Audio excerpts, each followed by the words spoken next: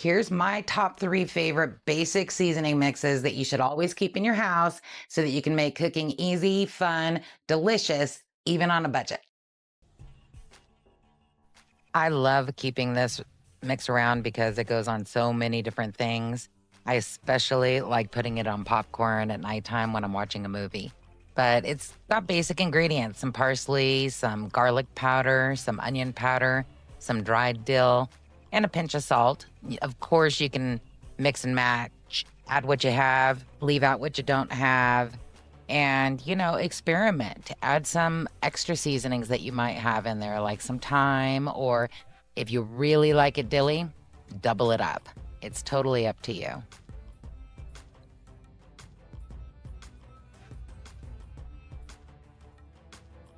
I like to add salt and pepper to my mix, but again, that's totally optional. If you like things really salty, you're probably going to want to add some salt to this, unless you're adding it to something that is already naturally salty on its own. And I usually just give the ranch a good shake before I use it and use a spoon to mix it up because the granulated salt and garlic tends to sit at the bottom. If you want to avoid that, you can easily blend it in a spice blender, a coffee grinder, or a regular blender, and that'll kind of keep it together better, but I'm kind of lazy. This stuff keeps in my pantry for weeks and weeks without a problem.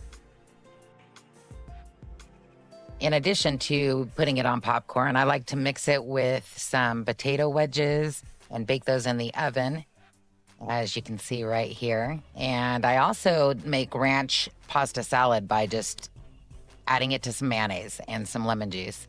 I also like to use it as a salad dressing and protein marinade. Okay, so I added almost everything to the bowl before I pushed record, but you get to see me put the oregano in there. This is just a basic taco seasoning. I love using it for more than just tacos, as you'll see in just a little bit here. But cumin, paprika, oregano, a little salt to taste, and if you got chili powder and garlic powder, add it in there. If you don't have any of those, leave it out. It's as simple as that.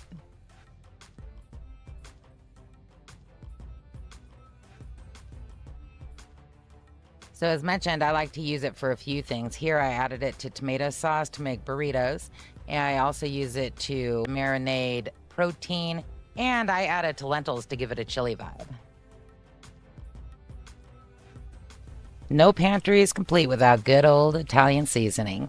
This one, I'm not even using the ingredients that's shown on the screen, even though that's the base one that I usually use, but I don't have any rosemary. I have very little time, and I don't have any margarine. So I'm using the rest of the ingredients, and I'm also going to implement a different ingredient that I happen to have sitting on the shelf, which is a smoked sage. And I thought that might go well in this seasoning mix. So what the heck? Let's try it. I'm all about experimentation.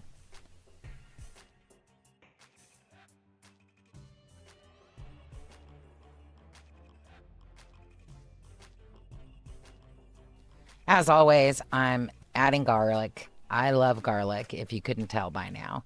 And I like to add some red pepper flakes just for a little oomph. I'm not too much of a spicy person, so take it from me that it really doesn't make it spicy. But obviously, you can totally leave it out if that's not your thing.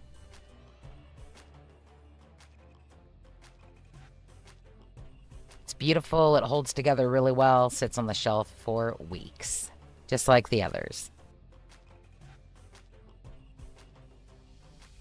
So, of course, you can use Italian seasoning in the traditional ways, but I like to add it to soups and gravies, especially just to give it a little extra flavor. I put it in my mashed potatoes, as you can see here, and I add it to basic canned tomatoes and a little bit of garlic. Right here is tofu and spinach, and made it a pasta sauce. Totally delish.